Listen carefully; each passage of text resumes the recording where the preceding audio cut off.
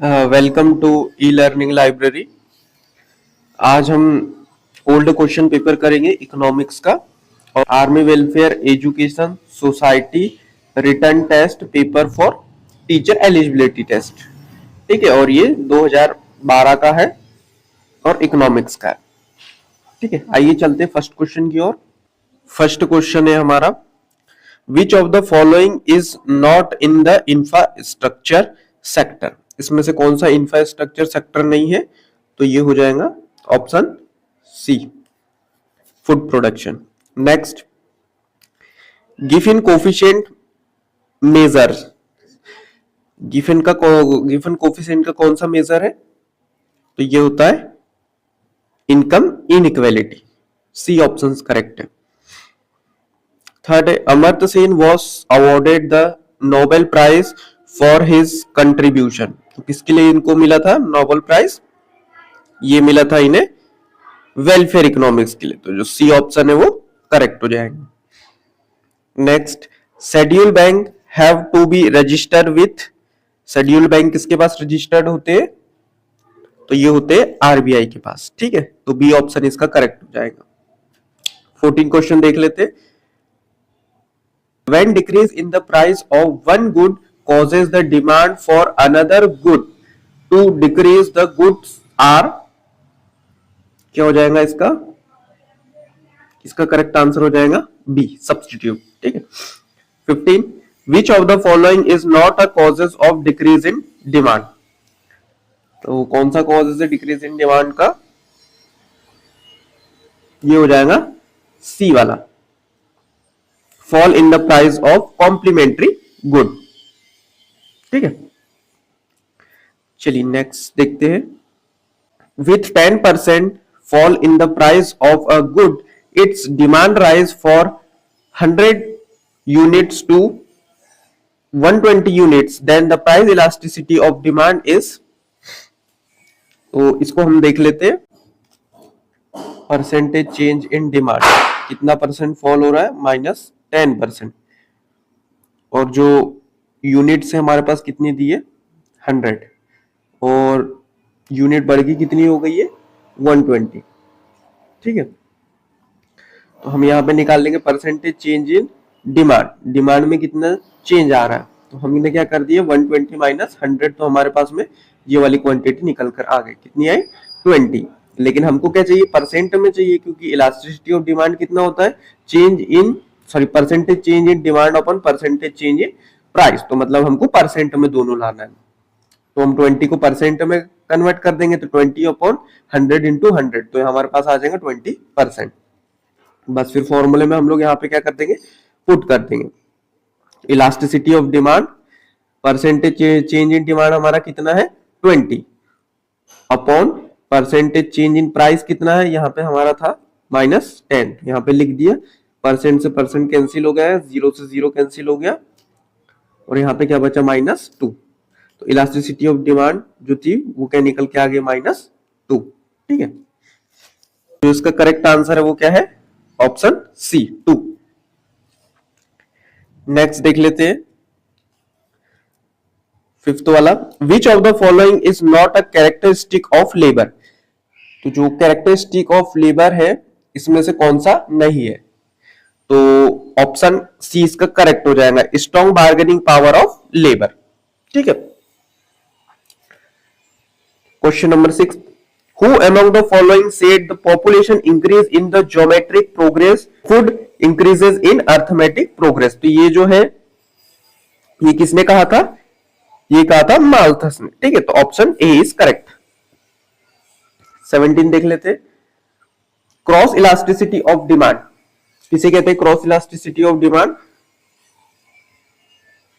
Is negative for complementary good.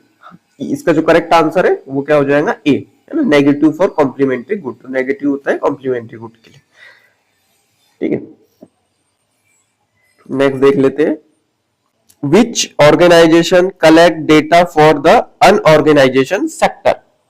अनऑर्गेनाइजेशन sector के लिए कौन जो है डेटा कलेक्ट करता है?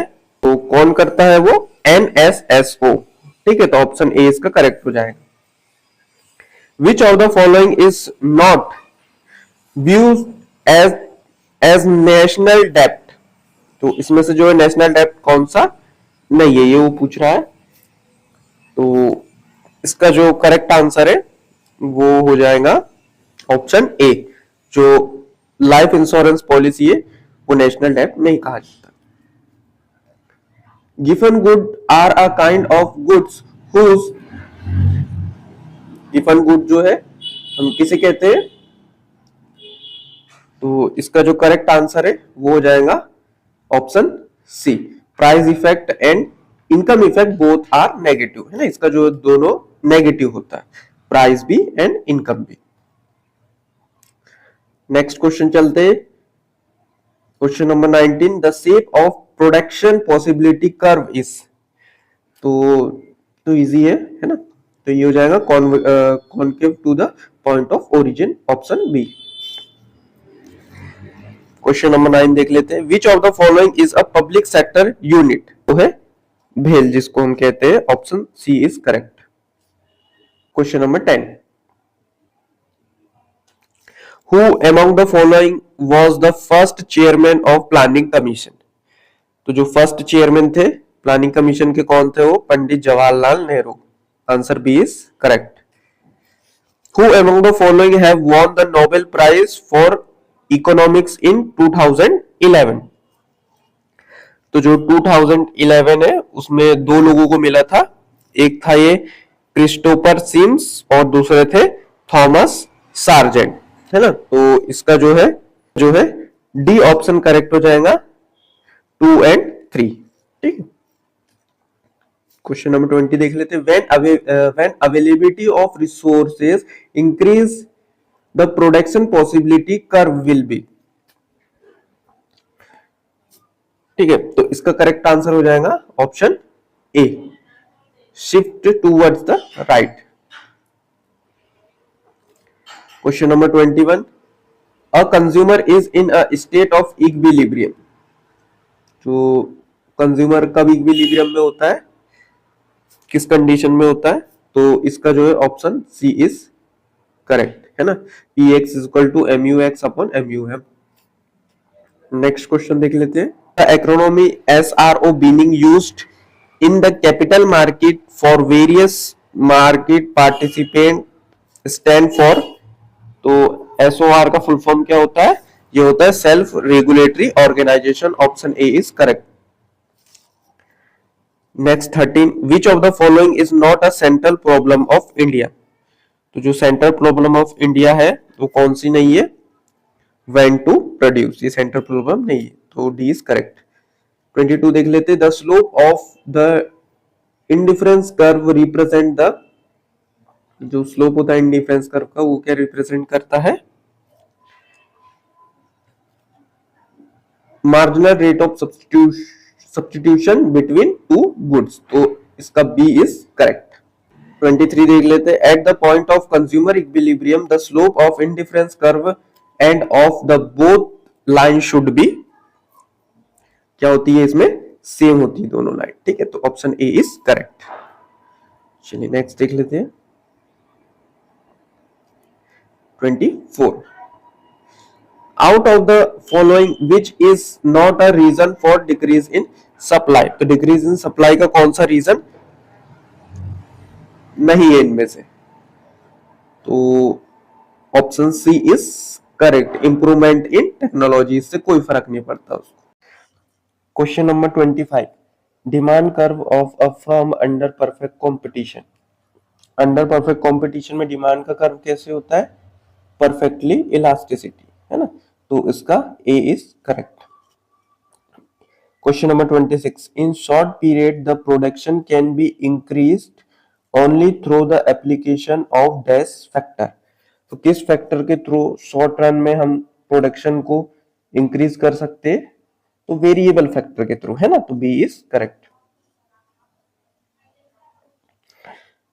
27, if elasticity of demand is infinite equilibrium price dash no matter supply increase और डिक्रीज, है ना, जब सप्लाई में किसी प्रकार से इंक्रीज और डिक्रीज ना हो तो जो इक्विलिब्रियम है प्राइस इक्विलिब्रियम, वो क्या होगा,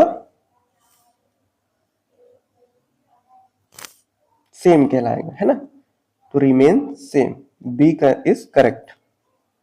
question number 39, an example of transfer payment is, transfer payment जो होती है गवर्नमेंट हमको बिना किसी कार्य के जो हमको पैसा देती है उसको हम ट्रांसफर पेमेंट कहते हैं, और उसमें जो हमारी ओल्ड एज पेंशन है उसको इंक्लूड किया जाता है, ठीक है, तो A is correct. 40, the income of self employed is refer as, तो जो सेल्फ एम्प्लॉयमेंट जो इनकम है वो किसे कहते हैं, तो ये जो है हमारी मिक्स्ड इनकम को कहा जाता है ना, तो B is correct. Next question, which of the following is not include in the calculation of national income, तो जो नेशनल इनकम है उसमें किस चीज को कैलकुलेट नहीं किया जाता है, या उसके कैलकुलेशन में किसे बाहर रखा जाता है, तो जो अनएम्प्लॉयमेंट अलाउंस है उसे हम इसके अंदर नहीं रखते, बी इज करेक्ट। चलिए नेक्स्ट क्वेश्चन की ओर चलते हैं।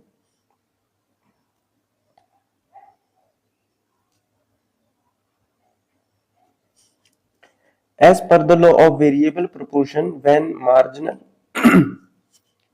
product start diminishing, the behavior of total product would be, तो करेक्ट आंसर हो जाएगा इसका डी, ठीक है, TP increase at diminishing rate. जब एवरेज कॉस्ट फॉल होता है तो एमसी किस कंडीशन में होता है, means MC less than AC, तो A is correct option.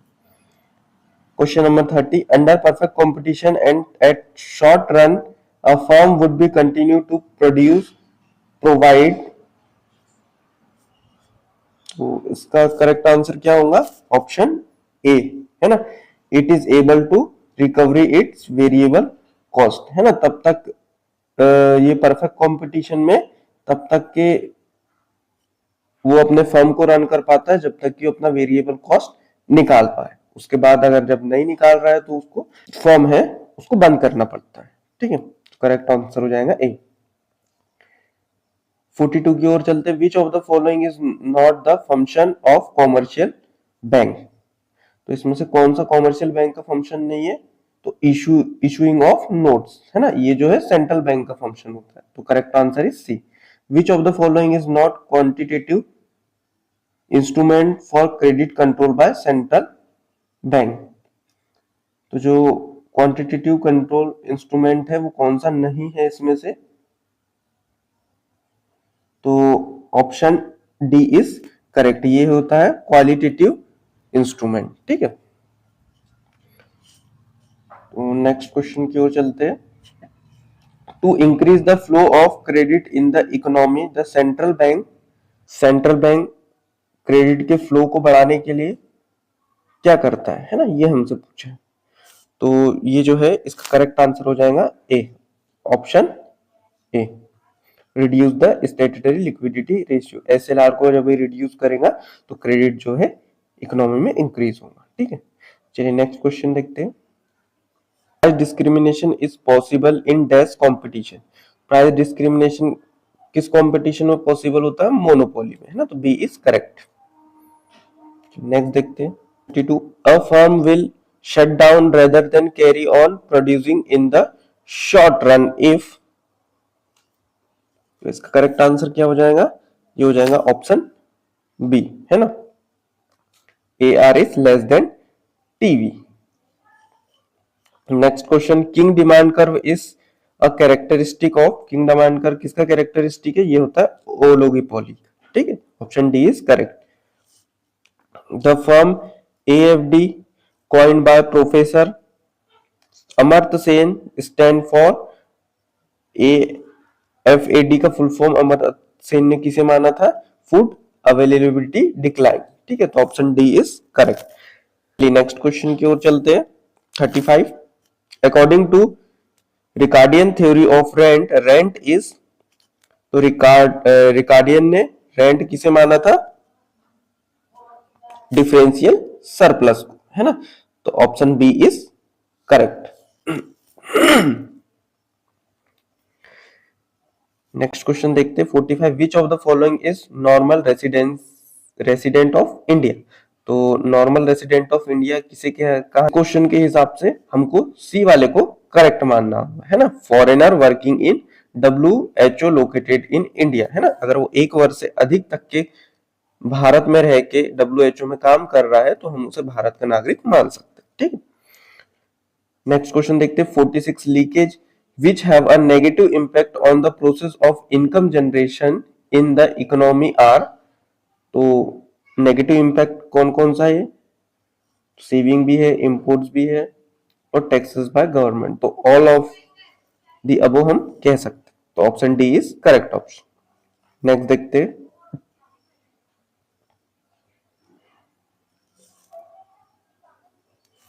Question number 36 the term coherent was introduced bye.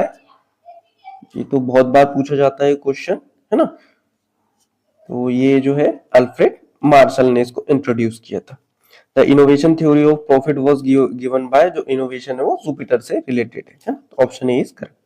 Question number 47 देख लेते हैं। If personal disposable income is 1000 crore and consumption expenditure rupees 750 crore then APS, है ना। हमको यहाँ पे एपीएस फाइंड करना है ना, तो देख लेते हैं इसको।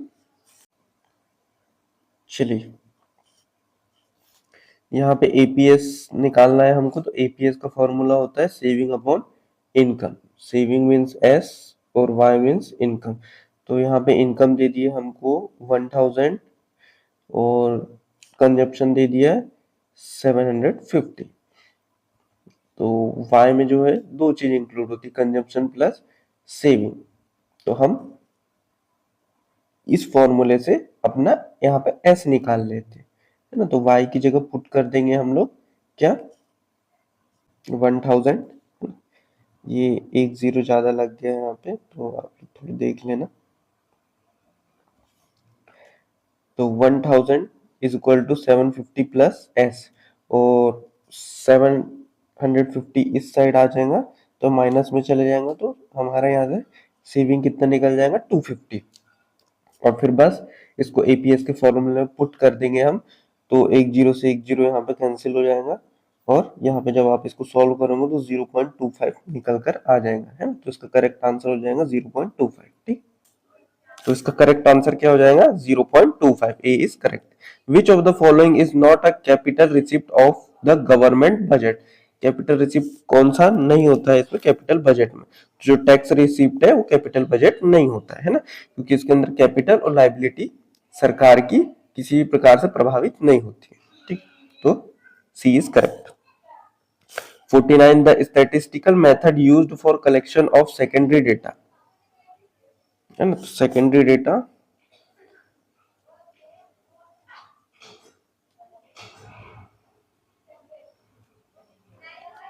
The statistical method used for collection of secondary data. तो इसका करेक्ट आंसर हो जाएगा option D, through government publication. Question number 38 देख लेते। If indirect taxes are subtract and subsidy are added to net domestic product at market price will be gate.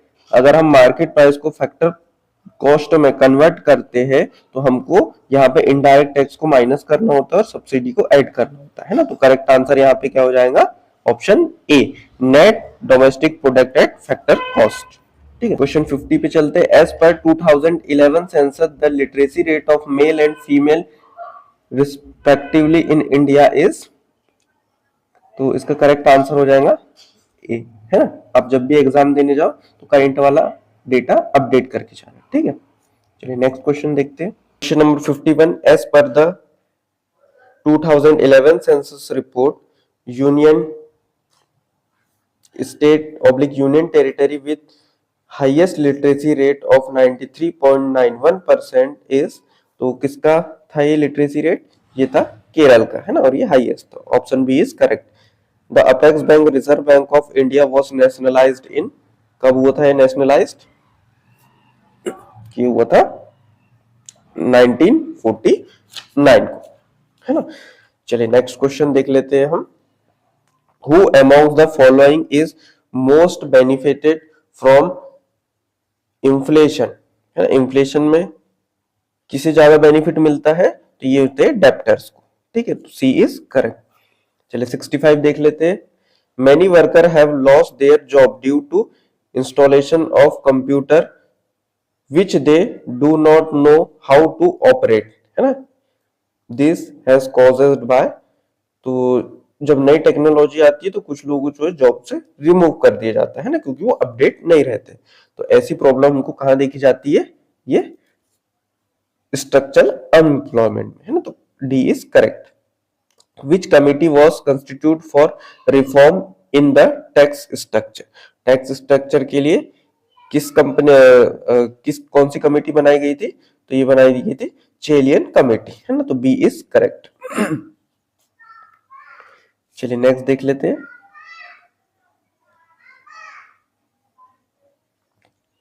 Indian rupee has got it symbol as this symbol has been designed by, तो जो Indian rupees का symbol है वो किसने बनाया था, D Uday Kumar ने, तो डी इज करेक्ट, ठीक है। नेक्स्ट क्वेश्चन देख लेते हैं 55। Inflation in India is major on which of the following index, तो जो महंगाई को मेजर करने के लिए भारत में कौन से इंडेक्स का प्रयोग करते हैं हम लोग यहाँ पे,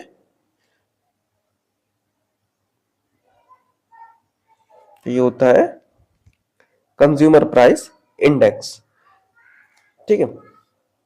तो next question 56। Who among the following is associated with the theory of laissez faire, तो लेजिस्फियर की थ्योरी से कौन रिलेटेड है, तो ये है Adam Smith. Question number 67। Narasimhan committee was related to, Narasimhan committee किससे रिलेटेड थी, वो थी बैंकिंग से, है ना, तो banking sector reforms, C is correct. One of the problem is calculating national income currently in India, तो जो नेशनल इनकम है वो नॉन मॉनेटराइज कंजप्शन है, ठीक है। क्वेश्चन नंबर 68 देख लेते हैं। One of the problem is calculating national income currently in India is, तो नेशनल इनकम को कैलकुलेट करने में इंडिया में कौन सी प्रॉब्लम आती है, नॉन मोनेटाइज कंजप्शन की, तो सी इज करेक्ट। चलिए नेक्स्ट क्वेश्चन की ओर देखते हैं। Question number 57। Who has been appointed the governor of RBI after the retirement of S Y V Reddy, Y V Reddy की रिटायरमेंट के बाद गवर्नर किसे अपॉइंट किया गया था, तो मिस्टर डी सुब्राव, ठीक है। नेक्स्ट क्वेश्चन देखते हैं 69। Who rot the book plan economy for India, तो ये जो प्लान इकोनॉमी फॉर इंडिया है ये बुक किसने लिखी थी, ये लिखी थी एम विश्वेश्वरैया ने, और ये किस ईयर में लिखी थी इन्होंने, 1934 में, ठीक है। चलिए नेक्स्ट क्वेश्चन देख लेते हैं। Inflation can be control by, inflation को कौन कौन कंट्रोल करवा सकता है, हमारा सरप्लस बजट भी, इंक्रीज इन टैक्सेस भी, रिडक्शन इन पब्लिक एक्सपेंडिचर, तो all of this is correct answer, ठीक। Question number 58। 5 year plan is in India are finally approve by which of the following body, तो इसका correct answer हो जाएगा option D, ठीक है, national development council. Question number 59। The practice of selling goods in a foreign country at a price below their domestic selling price is called, correct answer हो जाएगा यहाँ पे डंपिंग, मतलब हमारी कंट्री में ज्यादा में बेचना और फॉरेन कंट्री में कम रेट पे बेचना, तो इसके कहेंगे dumping. Which of the following state introduce 1 kg rice for ₹1 scheme, the first of its kind in the country, हमारी कंट्री में ये स्कीम कब लॉन्च या किस स्टेट में लॉन्च की गई थी, ये की गई थी तमिलनाडु में, ठीक है, तो डी इज करेक्ट। 71 की ओर चलते। If GDP is greater than GNP for a country then, अगर जीडीपी बड़ा है जीएनपी से, है ना, तो कंट्री क्या हो जाएंगी यहाँ पे? करेक्ट आंसर क्या हो जाएगा इसका? ऑप्शन बी, है ना, मतलब net factor income earn abroad is negative. Clear. 72 की ओर चलते। Close economy is that economy in which, तो इसका जो करेक्ट आंसर हो जाएगा ऑप्शन डी, नाइदर एक्सपोर्ट और नॉर इंपोर्ट टेक प्लेस, है ना। क्लोज्ड इकोनॉमी में ट्रांजैक्शन या फिर इंपोर्ट एक्सपोर्ट नहीं होते।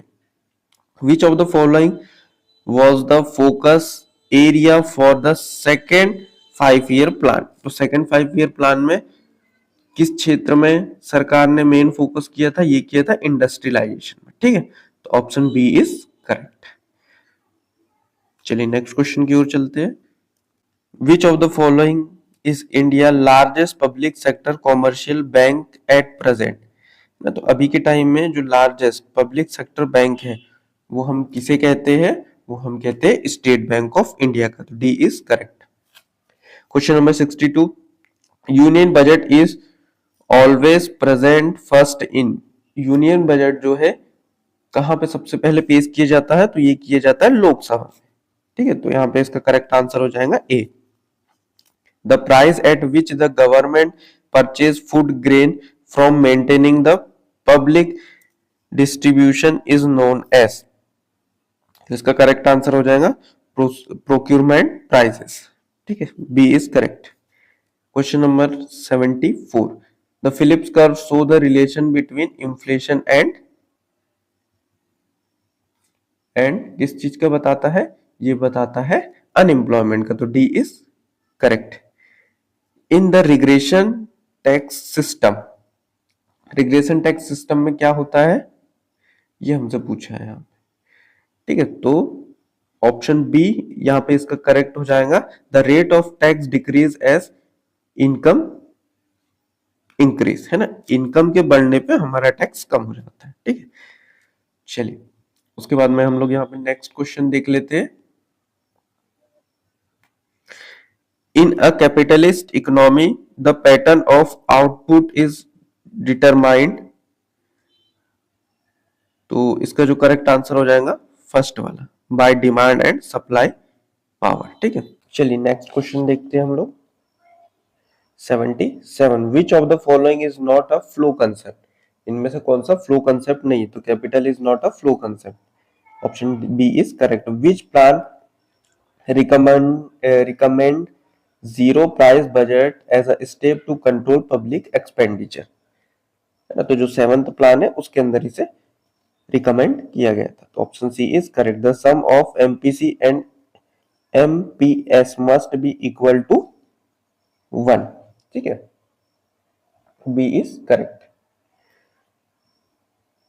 Question number 80, all revenue received, loans raised and money received in repayment of loan by the union government go into, तो यहां पे जो है इसका करेक्ट आंसर हो जाएगा option C, consolidated fund of India, ठीक है। क्वेश्चन नंबर 90 देख लेते हैं। The consumer surplus can be defined as,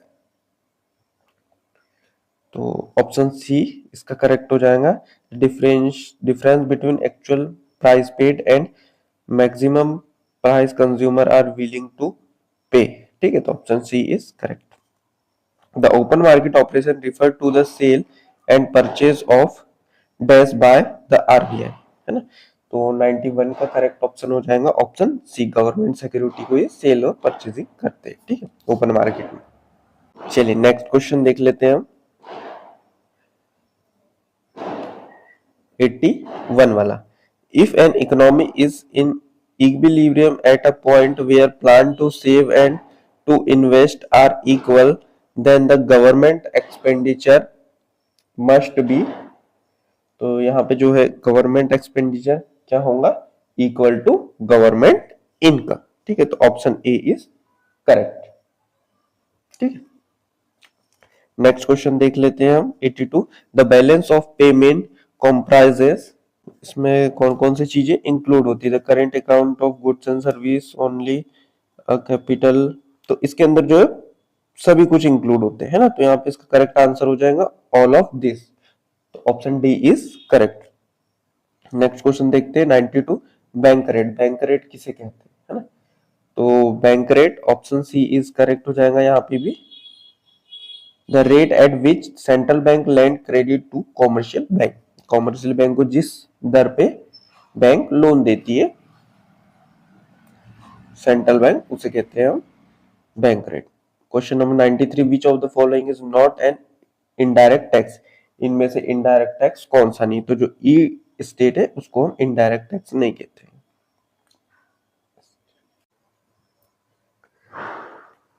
fiscal deficit, तो जो फिस्कल डेफिसिट है उसका फॉर्मूला होता है total expenditure minus total revenue, है ना, तो इस हिसाब से यहाँ पे कोई करेक्ट आंसर तो मुझे नजर नहीं आ रहा है ना, तो ये क्वेश्चन को छोड़ देते हैं हम।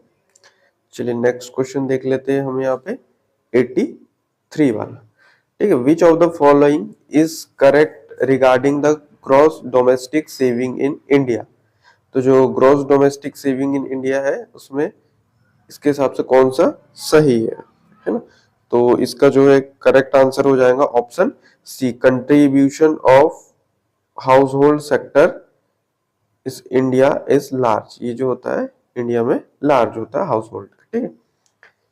चलिए नेक्स्ट क्वेश्चन देख लेते हैं हम 95 human capital means, human capital means क्या होता है, ह्यूमन कैपिटल किसे कहते हैं हम लोग, skill capacity and ability processed by the population, है ना, जो पॉपुलेशन की जो कैपेबिलिटी और जो स्किल होती है उस पर डिपेंड करता है एबिलिटी, ठीक है, तो ऑप्शन सी इज करेक्ट।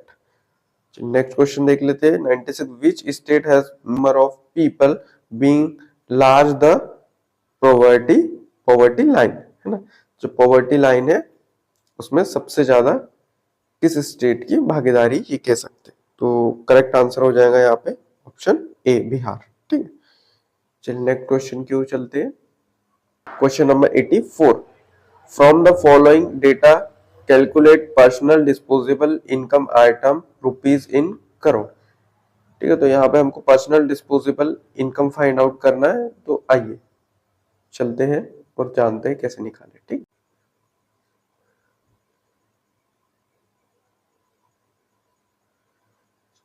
यहाँ पे पर्सनल इनकम का फॉर्मूला होता है income minus personal tax payment minus non tax payment, तो यहाँ पे जो है इनकम कितनी दी है 70,000 करोड़, तो हम इनकम की जगह इसको लिख देंगे, और पर्सनल टैक्स पेमेंट है हमारा 500 और नॉन टैक्स पेमेंट है ना ये हमारा कितना है 800, है ना, यहाँ पे किस नाम से दिया है मिसलेनियस रिसिप्ट ऑफ गवर्नमेंट के नाम से, तो यहाँ पे दोनों को हम क्या कर देंगे माइनस कर देंगे किसमें से 70 करोड़ में से, तो हमारे पास क्या निकल के आएगा, यहाँ पे आएगा 68,700 करोड़, तो हमारा करेक्ट आंसर ये हो जाए, तो इसका जो करेक्ट आंसर है वो है ऑप्शन ए, है ना, 68,700 करोड़।